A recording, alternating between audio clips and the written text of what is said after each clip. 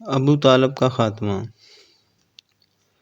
جب ابو طالب مرض الموت میں مبتلا ہو گئے تو حضور صلی اللہ علیہ وآلہ وسلم ان کے پاس تشریف لے گئے اور فرمایا کہ اے چچا، آپ کلمہ پڑھ لیجئے۔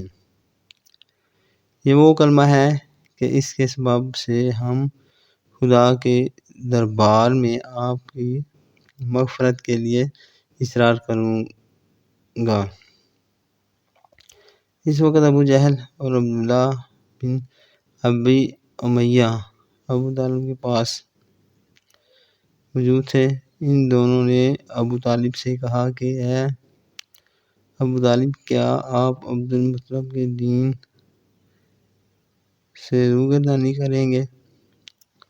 اور یہ دونوں برابر ابو طالب سے گفتگو کرتے رہے، یہاں تک کہ ابو طالب نے کلمہ نہیں پڑھا، بلکہ ان کی زندگی کا آخری قول یہ رہا کہ میں عبد المطلب کے دین پر ہوں۔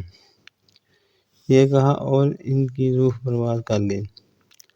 حضور رحمت عالم صلی اللہ علیہ وآلہ وسلم کو اس سے بڑا صدمہ پہنچا اور آپ نے فرمایا کہ میں آپ کے لیے اس وقت تک دعا مغفرت کرتا رہوں گا جب تک اللہ تعالیٰ مجھے منع نہ فرمائے گا۔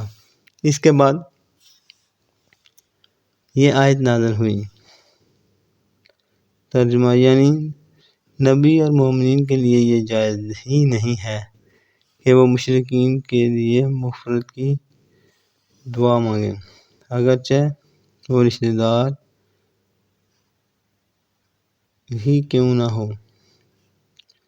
جب انہیں معلوم ہو چکا کہ مشرکین جہنمی ہیں۔